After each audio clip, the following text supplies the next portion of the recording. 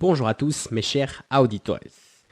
Et oui, tu l'as vu dans le titre, aujourd'hui à force de parler tout seul, quelqu'un a enfin répondu à mon appel. Ou à moins que ce soit juste le fruit de mon imagination démentielle qui m'a poussé vers la folie. Non. En vrai, je remercie Daouda qui m'a envoyé sa demande depuis le Mali. Comme quoi, on rigole plus, hein, Electropenseur maintenant c'est une multinationale, ok. Donc du coup, voilà, qui m'a envoyé sa question, sa demande par mail. Donc voilà, je lui remercie énormément. Alors, comme d'habitude, comme j'avais fait déjà pour les deux précédentes, pour les retours auditeurs, je suis en quasi-impro. Donc désolé d'avance si je divague, si je me perds. J'ai aucune idée, peut-être que le podcast va faire 20 minutes, peut-être qu'il va en faire 40, peut-être qu'il va en faire 10. Je ne sais pas, je n'ai aucune idée. J'ai des notes par-ci par-là, mais moins structurées que d'habitude. Mais voilà, parce que je trouvais que ça donne plus de, de fluidité, quoi. En gros, que c'est le plus spontané. Voilà, donc du coup, merci à toi Daouda, et si toi aussi d'ailleurs tu as une question, que tu as un sujet, n'hésite pas, Facebook, Insta, mail, Tumulte, tout ça c'est là pour ça, il n'y a pas de souci, et tu vois la preuve, je te réponds. Bien, mais avant toute chose, bonjour à tous, et bienvenue sur ce 116e épisode d'Electron Penseur.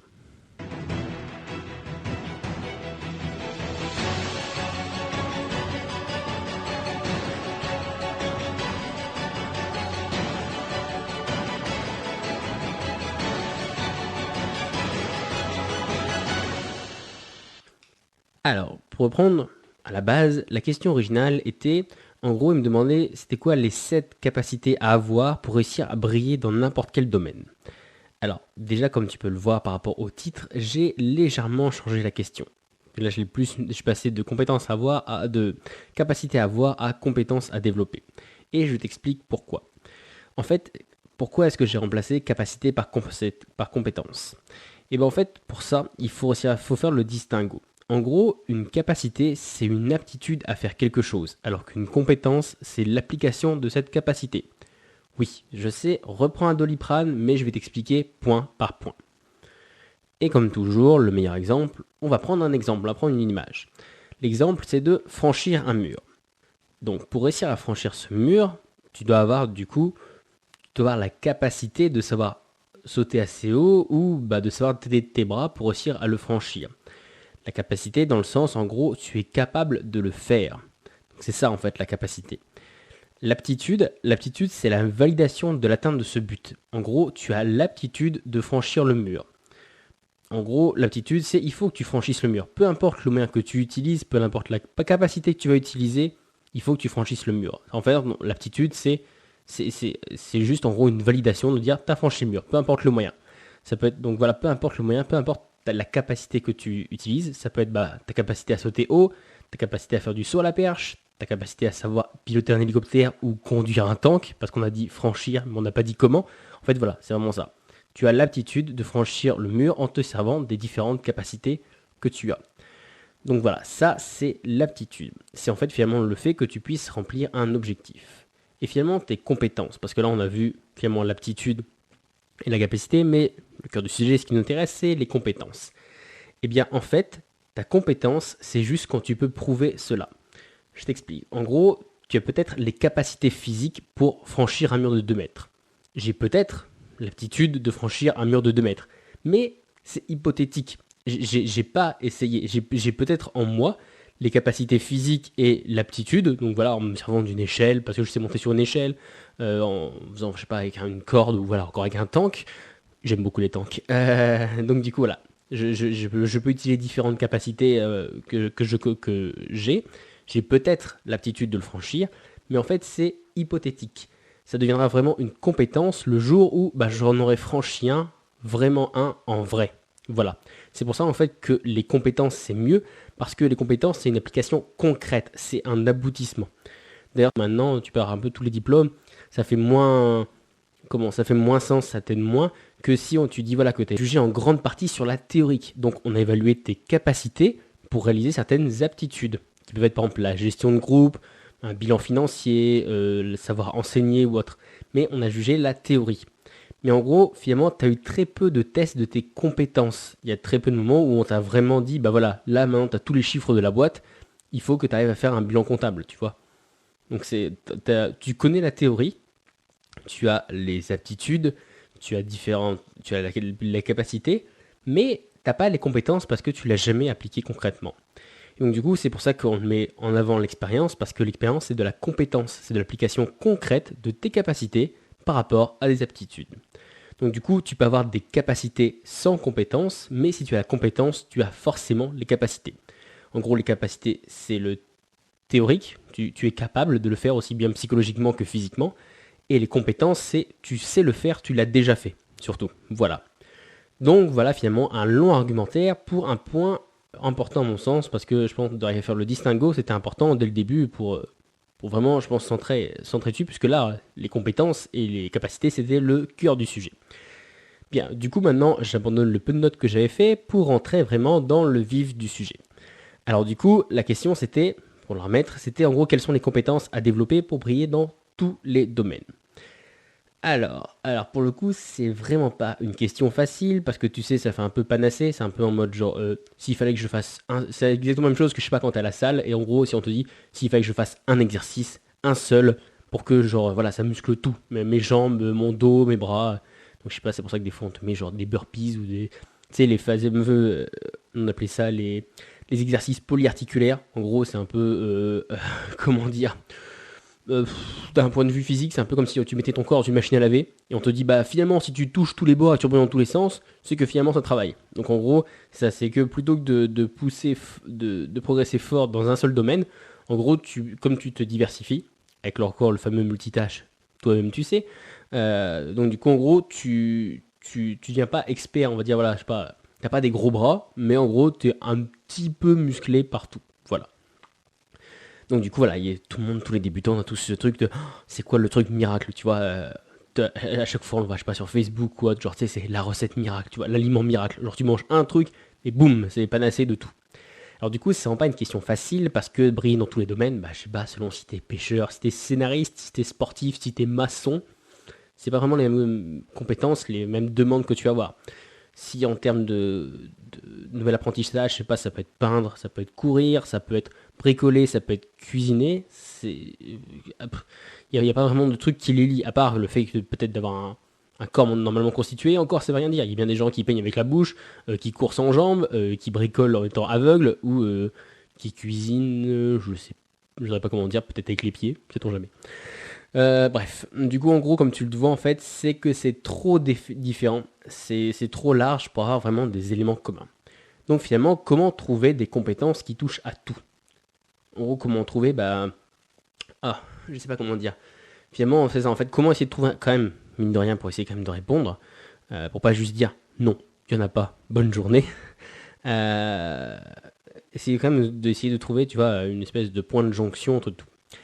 Eh bien, j'en ai trouvé un, figure-toi. En fait, je me suis rendu compte que tout, absolument tout, ça part de la motivation. Parce que pour tout, il en faut. Même si c'est de la motivation forcée, tu sais, par exemple, avec une menace qui peut être temporelle, financière, psychologique ou autre, il faut. La motivation, en fait, c'est la base de toute action. En gros, alors là, je vais vraiment faire un gigantesque pont entre les neurosciences et la philosophie. Mais en gros, on pourrait dire que la motivation, en gros, c'est ce qui va déclencher tous les systèmes chimiques et électriques dans ton cerveau pour produire l'action en fin de compte. Si t'as pas la motivation, en gros, c'est toi contre ton cerveau. C'est en gros ton cerveau, c'est l'ordinateur et la motivation, c'est toi qui décides d'appuyer sur une touche. Voilà. Si t'en as pas, l'ordinateur il va pas écrire tout seul. Ou alors s'il le fait, c'est mauvais signe. Mais voilà, tu comprends un peu l'idée.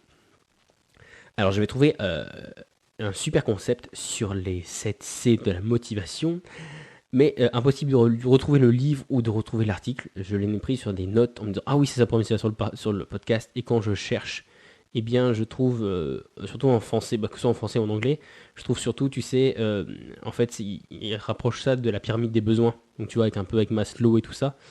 Mais du coup j'ai trouvé vraiment un truc sur la motivation et je n'ai pas trouvé. Mais du coup voilà, donc c'est assez vague. Mais sinon, si on prend du coup d'un point de vue de la motivation elle se base sur plusieurs choses qui sont par exemple l'envie, qui sont l'implication dans un sujet, une cause de ce qu'on est en train de faire, d'un sentiment de compétence, forcément on l'a tous eu, plus t'es expert dans un domaine, plus souvent t'as envie de t'y impliquer, parce que voilà, ça te fait envie, ou parce que voilà, tu te sens Même si l'action en elle-même, elle te plaît pas, tu te sens impliqué dans quelque chose de plus grand.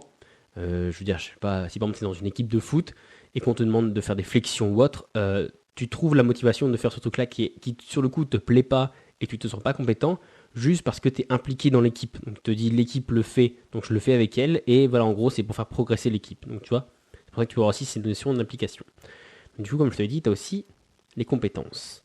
Mais on revient au même sujet, quelle est du coup la compétence à développer? Parce que par exemple, si je sais pas, planter un clou, traire une vache, parler anglais et tout ça, c'est des compétences que tu peux développer. Mais en gros, finalement, elles te serviront peut-être pas tout le temps, on revient toujours au même souci. Donc du coup, je pense que le meilleur argument que j'ai trouvé, c'est qu'en gros, je l'ai rattaché, je l'ai rétréci. Je t'avais prévu que j'avais pas d'autres notes, hein. Du coup, en fait, je l'ai rétréci à finalement une seule compétence. En gros, si on devait développer qu'une seule compétence, laquelle ce serait? Pour que ça serve partout, dans toutes les situations, pour tout le monde, à toutes les époques ou autres. Ouais, tu vas me dire, là, tu m'avais dit, ouais, tu nous vends du rêve, des trucs de panacée et tout ça. C'est un peu ça. Là, c'est un truc que tu peux utiliser, une compétence que tu peux utiliser tout le temps, qui te servira toujours, peu importe l'âge, peu importe où tu es, peu importe ce que tu fais ou autre. Eh bien, cette seule compétence, c'est la curiosité. Eh bien, oui. C'est. Enfin, curiosité, tu veux dire, ouais, ok, d'accord. Non, en fait, c'est la curiosité, du coup, vraiment au sens large et en même temps pratique du terme. C'est vraiment, en fait, le truc de se dire, si peu importe ce qu'on te donne, même si ça te plaît pas, tu vois, à terme, mais que tu sois toujours curieux de tout, que voilà, tu essaies de t'intéresser à tout, que tu creuses et de ça les choses. Genre, j'ai croisé des gens, mais genre, c'est affolant, c'est terrifiant même. Des gens qui font qui travaillent depuis 30 ans dans la même boîte, ils se posent pas de questions de, je sais pas, qu'est-ce que fait juste la personne qui est de l'autre côté du bureau ou qui est à côté, tu vois. Genre, où finalement, je sais pas, ils reçoivent un papier, mais ils se demandent jamais d'où ce papier il vient. Pourquoi est-ce que c'est quoi toutes les signatures qu'il y a dessus, tu vois, genre. Et donc du coup, en grande partie, ce qui fait que il y a plein de gens par exemple, qui trouvent pas de sens dans leur boulot, c'est parce qu'en gros finalement voilà, ils voient pas le sens, parce qu'ils n'ont pas la curiosité de chercher d'où ça vient, c'est quoi l'écosystème tout entier qui tourne. Je sais pas, c'est la même chose que si par exemple tu étais juste que livreur, tu vois, et que tu te poses jamais la question de, tu livres toujours du même entrepôt vers le même client, et tu te poses jamais la question, ou tu essayes jamais de chercher, même si je sais pas, si ça t'en jamais si tu transportes des trucs je sais pas, confidentiel qu'on te le dise pas, mais il y a quand même un moment, tu vois, où ça doit titiller ta curiosité. De se dire, bah attends, mais c'est quoi ça? Et pourquoi ça vient d'ici? Comment ça arrivé là? Et pourquoi ça va là-haut? Tu vois, et ne serait-ce que faire ça, et ben déjà, ça permet de mieux briller en société et de mieux voilà, épater les filles, les garçons ou autres. Tu sais, plutôt que tu dises, ouais, je suis livreur, toi tu peux dire, bah tu vois, je transporte, je sais pas, peut-être des gallons de whisky, tu vois. Genre, voilà, au moins, tu vois, même pour toi, tu vois, tu as déjà plus de sens parce que finalement, tu sais ce que tu fais. Tu sais que, en gros, comme toutes les entreprises, comme toute société, c'est des rouages, c'est un système. Tu sais, on a tous vu les petits schémas, tu vois. Ah, ça part de. Genre, tu sais, souvent, il y a ça sur les barils de lait, je crois. Ah, ça part de la vache, après, ça va dans les usines, après, ça va dans le camion, ça va dans ton magasin, et boum, ça vient dans ton frigo, tu vois. Mais en gros, finalement, c'est un peu pour titiller ta curiosité de quand tu ouvres le frigo et que tu vois ta bouteille de lait. Là, après, c'est un point de vue commercial, mais en gros, c'est se dire d'où est-ce qu'il vient finalement le lait. Donc, du coup, là, tu vois, c'est un peu la même chose. Donc, du coup, tu trouveras plus de sens si tu te poses des questions de ce que je fais là tous les jours, finalement, qu'est-ce qu'il y a tout autour, comment ça se produit autre. Alors, je te l'avoue, pour l'avoir déjà fait ou autre, qu'il y a des moments où t'as un côté presque schizophrène où tu sais, t'es assis et tu te dis, mais il y a un mec qui a inventé la télé, tu tournes la tête, mais il y a un mec qui a inventé le papier peint, tu te baisses, oh, mais il y a un mec qui a inventé le carrelage. Donc tu vois, après tu te mets un peu à douter de tout, euh, tu sais, à te dire, mais attends, mais tout ce qu'il y a là, mais ça, tu te dis, il y a toujours un mec qui l'a pensé, qui a été à la pointe de la technologie ou autre. Même des trucs comme, je sais pas, genre le fluo ou des feuilles papier, tu vois. Mais donc du coup, je te dis pas non plus de le pousser jusque-là, mais en gros, pour moi, c'est qu'il faut être curieux. Il faut être curieux dans tout, il faut être curieux partout et tout le temps.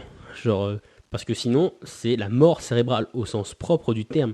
Si un jour tu deviens plus curieux du tout, bah c'est tout en fait Je te disais au sens propre du terme, parce qu'en fait, à chaque fois que tu deviens curieux, j'avais fait un épisode il y a très longtemps là-dessus. Les vrais sauront. S'il y en a qui se souviennent de ça, mettez-moi dans les commentaires que vous êtes là. Mettez-moi pelleteuse. Voilà, je mets des petits mots comme ça, je les cache un peu. Euh, Parce que justement, je me souviens que j'avais fait ça. En gros, j'avais comparé les réseaux neuronaux, donc ton cerveau, avec en gros une étendue de neige. En disant que voilà, si tu avais des chemins qui étaient tout le temps tracés pareil, bah, c'était facile de circuler. Mais qu'en gros, dès que tu t'écartais du chemin, c'était très dur parce qu'il fallait creuser. Mais qu'au fur et à mesure de passer de ça, ça devenait d'un coup de plus en plus facile. Donc du coup, dis-toi qu'en gros, à chaque fois que tu empruntes un chemin, ou à chaque fois que tu en creuses un nouveau, c'est ça de la curiosité. Donc du coup, en gros, voilà, c'est pour ça que tu disais que c'était une mort cérébrale au sens propre du terme, parce que si tu arrêtes d'être curieux, si tu arrêtes de voir des nouvelles expériences, de challenger un peu ton cerveau, et ben ton cerveau, il meurt au sens propre du terme parce qu'il arrête de faire les terminaisons nerveuses. Il y a des zones de ton cerveau qui arrêtent d'être utilisées parce qu'elles ne servent plus à rien. Tu sais, c'est la fameuse truc de tu te casses le bras, ton bras il est immobilisé pendant un mois, c'est un mois, hein, c'est pas 10 ans, c'est pas voilà, pendant un mois, et après qu'est-ce que tu fais au bout d'un mois? Tu fais de la rééducation. Parce que ton cerveau a oublié comment marcher ton bras. Parce que tes muscles ont oublié comment se contracter. Parce que voilà, de eux-mêmes, ils sont même, voilà, tu vois, ils sont, tu vois, voilà, ils sont rapetissés, tout ça, ils sont devenus moins forts de eux-mêmes. Alors que, voilà, c'est pas 10 ans, c'est juste un mois et c'est quelque chose qui te sert tout le temps. Tu sais bouger ton bras, tu le bouges depuis que t'es né, même avant que tu naisses, tu savais le bouger. Mais là, voilà, en gros, ton cerveau, il s'est dit, bof, cette zone-là, elle sert plus à rien. Tes muscles ont dit, bof, ça sert plus à rien qu'on se contracte, c'est bon, on tient tout seul. Donc tu vois, pour te dire à quelle vitesse ça va de disparaître. Donc du coup là ton cerveau c'est pareil. Si tu arrêtes d'être curieux, vraiment au sens propre du terme, tu meurs. Il y a des zones entières de ton cerveau qui disent voilà c'est bon. Et c'est pour ça que il y a pas mal de trucs où finalement on connaît tous des petits vieux, tu vois, qui sont un peu genre un peu séniles ou qui perdent un peu la tête ou pas qui sont des légumes, mais voilà tu vois un peu l'idée. Et en contrepartie on en connaît tous voilà des qui sont encore la forme, qui marchent, qui vont à la pétanque, qui discutent ou autre. Et finalement, en fait, ce qui distingue les deux, c'est la curiosité. Il y en a d'autres où, bah, finalement, ça ne le dérange pas d'aller faire des promenades, de faire des voyages, de prendre un autre chemin pour aller chercher les courses, de rencontrer de nouvelles personnes, de faire des nouveaux sports. Ou autre. Voilà, en gros, ce qui les maintient, c'est la curiosité. Donc, du coup, toi aussi, autre que finalement bah, cette partie vitale, donc, du coup, toi, la curiosité, en fait, ça peut te servir partout. Dans tout, en gros, dans n'importe quel domaine, si tu es curieux, bah, ça pourra toujours te pousser parce que du coup, ça te poussera bah, du coup à être meilleur. Je sais pas, si par exemple, voilà, t'es réalisateur vidéo ou autre, bah du coup, ça te pousse à être meilleur parce que du coup, tu te dis, ok, je suis curieux, j'évalue le truc et tout ça. Je sais pas, imaginons, par exemple, tu veux faire un beau film. Tu te dis, bah moi, je voudrais faire un film comme Tarantino, par exemple. Alors, si t'es curieux, tu vas te dire, ok, Tarantino, c'était quoi sa méthode? Il était entouré de qui? Il avait quoi comme matos? Qu'est-ce qu'il avait lu avant?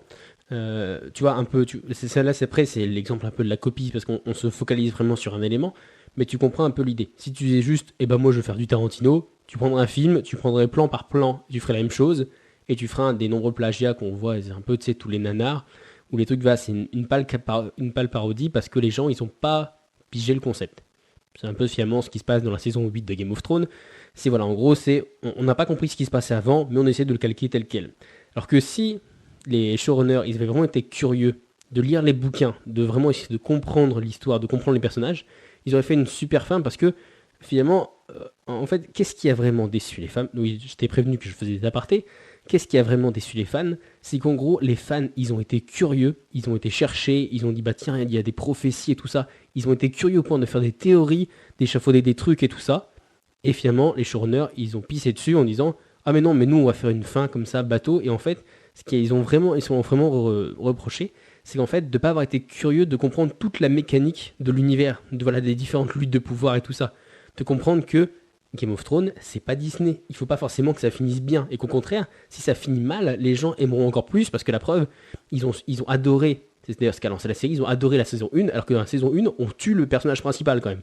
Je te dis pas qui, ça, mais voilà, tu vois, pour te dire que dès le début, on frappe fort et ça qui a fait exploser. Tu vois, s'ils avaient été curieux de voir ça, ils auraient évité, voilà, un peu le scandale que ça a fait arriver à la fin.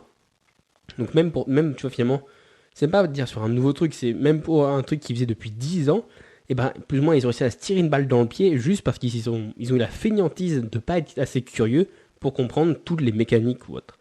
Et donc du coup, pour toi, c'est la même chose. Donc aussi bien pour quelque chose que tu fais tous les jours que pour des nouveaux domaines, des nouveaux projets où il faudrait que tu te lances. Du coup, voilà, la curiosité, ça te servira toujours et je pense que, à mon sens, c'est on va dire la compétence à développer en priorité. Voilà, donc du coup, ça va, finalement, je m'en sors plutôt bien. Allez, un petit 20 minutes.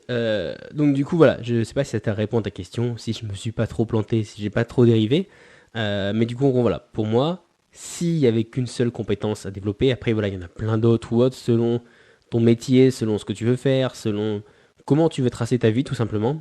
Tu vas développer des compétences différentes ou autres, mais pour moi, elles partiront toutes forcément d'une forme de motivation, parce que si tu fais quelque chose, même si c'est une pensée ou autre, c'est une action, même si c'est une action cérébrale, donc il faudra de la motivation, et le premier truc qui pousse la motivation, c'est la curiosité.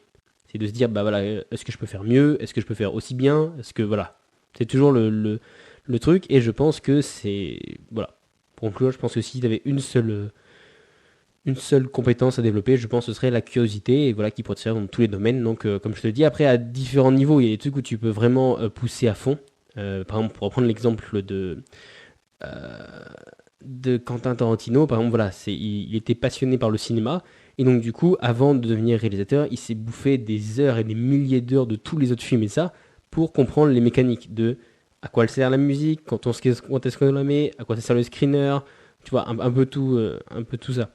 Donc du coup, voilà, il a été curieux, et donc du coup, c'est pour ça qu'il a réussi à percer, c'est pour ça qu'il a à faire des films ou autre, qu'il a même réussi à faire son propre style, parce que attention, être curieux veut pas non plus dire copier, donc voilà, il a réussi à faire son propre style, mais finalement en se forgeant, en étant curieux de tout ce qui est autour.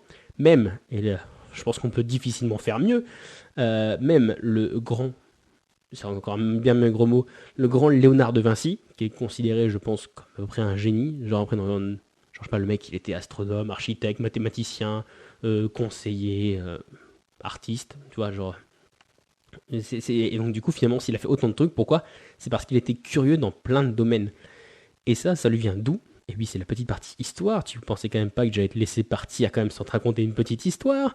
Alors du coup, la petite histoire, c'est que en gros, Léonard de Vinci, il a été élevé par son grand-père. Alors, me demande pas plus pourquoi. Je crois que pas qu'il avait été abandonné, mais voilà, en gros, il est venu d'une région italienne un peu pauvre et tout ça. Et en gros, son grand-père, il l'emmenait faire des balades dans la forêt et il lui répétait toujours la même chose, Polocchio. Et Polocchio, dans l'italien de l'époque, je sais pas si c'est encore, mais en gros, ça voulait dire regarde.